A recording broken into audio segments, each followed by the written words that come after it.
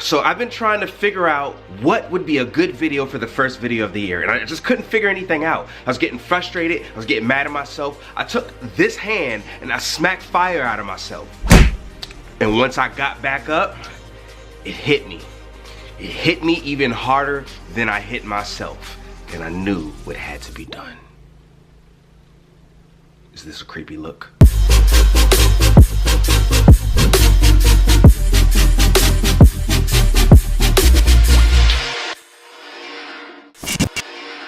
So what I want to talk to you about today is how to start a YouTube channel.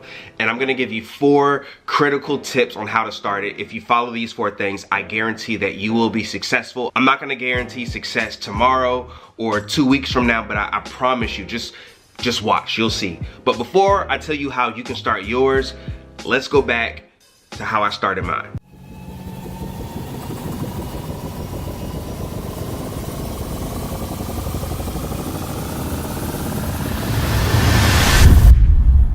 Tis the season for new resolutions. So here we have Young K Soul performing his Little Heart Out. And as you can see, the video is awful. It's horrible.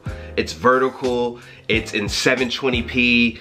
The audio isn't great. It seems that when it comes to our dreams that excuses are useless and usually seduce us, and that's why we give it up too quick. The background is trash and I look homeless. Sexy, but homeless. But even more important than that, this is my very first video. This is the first video that I said, okay, I'm gonna upload this to YouTube. And to be honest with you, I didn't know what I was doing. I was just trying to do the best that I could do. I did several more videos just like this every single week, consistently back to back to back to back, and I did it for months. And the reason I did that is because I love doing spoken word. I like creating them, I like making the videos, and I thought it would be a great idea to share them with people, and hopefully it would affect them in some kind of positive way. Maybe they could just connect with me on a certain thought or a certain feeling that I had, and that was my drive. That was my reason for putting these videos up on YouTube. So this is step 1. Before you start your YouTube channel, know your why. I'm not telling you know what you're going to do, because I mean that might change as you go along, because it changed for me. But know your why. Your why is your core, the reason, the foundation of your reasoning for being on YouTube and the content that you'll create moving forward. Are you doing this for money? Are you doing this for fame? Are you doing this because you want a lot of views and subscribers?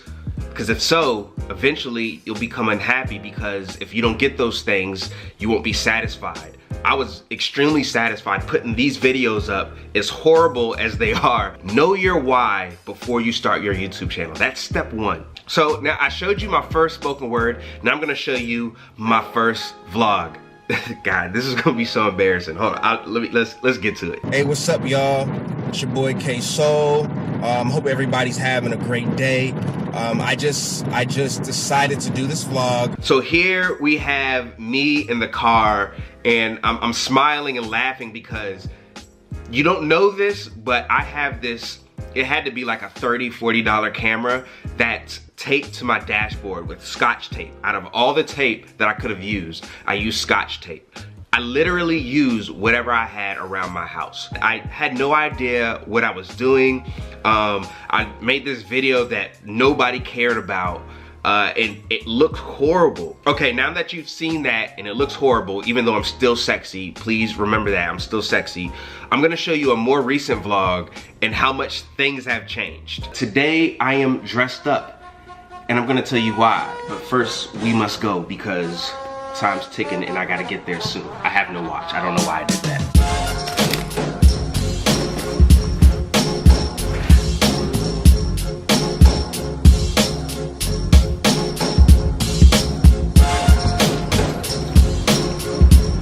So as you can see in this vlog, it's a lot more visually appealing. I think I have a lot more, I can't show you the whole vlog, but I have a lot more personality. I have a story going. I have transitions to kind of show you the environment or show you where I'm going next. It's a better vlog. It's a better presentation. The quality is a lot better. Everything about it is just better. Which brings me to step number 2.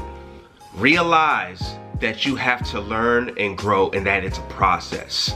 Another way to put it, is realize that it's okay to suck in the beginning. A lot of times we get caught up in comparing ourselves with bigger YouTubers, not realizing that they've been in the game for 10 plus years. If you go back to their old videos, they suck too. So you have to go through your growing pains in order to become good at making videos. My friend Jeremy talks about this all the time. He recommended a book to me called Creativity Inc.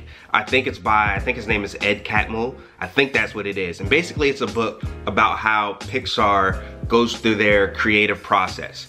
And if you read the book, a lot of their stories, the stories that we love so much, like absolute trash in the beginning, but they go through this creative process and eventually they become good. Sometimes it takes years before they actually have a really good story. Whatever Toy Story 3 was at the beginning, I probably would have just sat there and complained about wasting my money. But instead, I watched Toy Story 3 and I bawled, I cried. I'm admitting it on camera in public, I cried because it was a good story. And the point of all that is that in the beginning, it sucks, but that's okay because they allowed the creative process to do its work until it became good at the end. So if you suck, just keep sucking until you don't suck anymore. God, that sounds horrible. I probably should have said that a totally different way, but it's out there, it's done. Let's move on. The third step, oh, the third step, it's a doozy. All right, it's not that serious, but I think it's super important, and that's to not worry about the numbers. It kind of goes back to your why and even comparing yourself to others.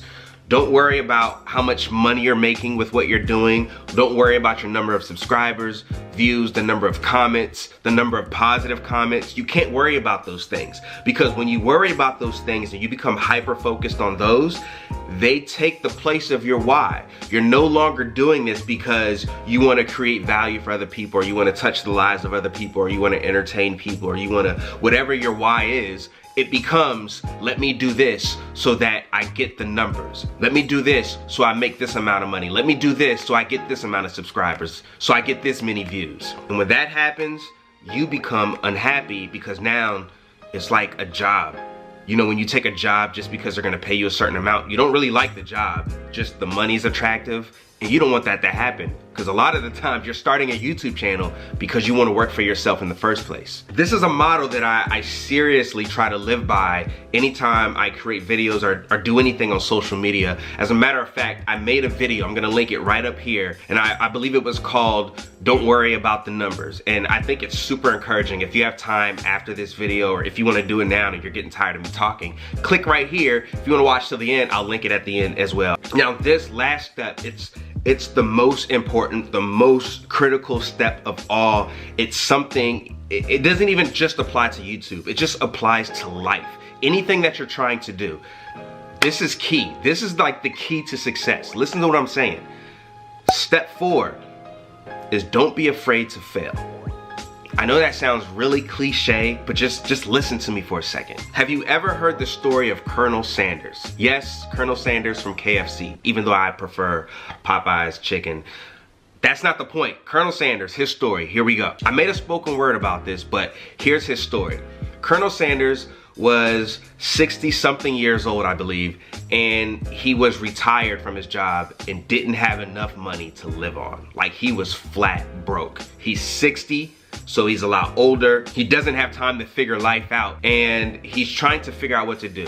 So he gets this idea. He has this recipe for chicken, and according to him, it's a fire recipe. He just knows he's gonna go out with this recipe, he's gonna pitch it to somebody, and they're gonna say, yes, please, give me this recipe so I can make a lot of money, you can make a lot of money, and we'll all live happily ever after. But that's not how it happened, not at all. As a matter of fact, he went to person 1, and they're like, nah, bruh, we don't sell chicken, we don't do that. He went to person number 2, and they were like, man, your chicken ain't better than my grandma's. He went to person number 3, they said no. He went to person number 4, they said no. Check this out. He went to 1,009 people and they all said no. 1,009 people. Name one thing that you've done 1,009 times and failed every single time, but you kept doing it. You can't, I can't, I don't think anybody can. He goes to the 1,010th person and he goes, look, man, I got this chicken. You need it in your, I'm trying to, chicken, man.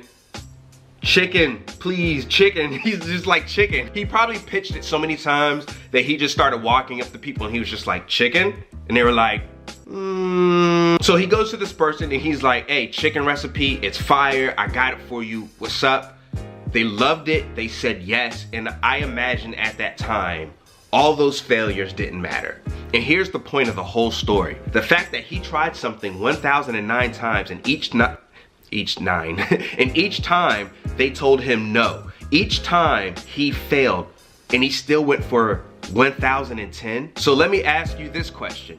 How many times are you willing to fail in order to reach a success? How much work are you willing to put in and not get the results that you want and still be able to wake up the next day and put in even more work? I'm on my 105th video. I have a long way to go before I get to 1,009 or 1,010. I know I'm not the best creator, but I'm working on it. And that's the thing that you have to know when you start your YouTube channel. Don't be afraid to fail. It's gonna be something that you have to work on. Are you willing to create 1,009 videos so that you can create your 1,010th and win?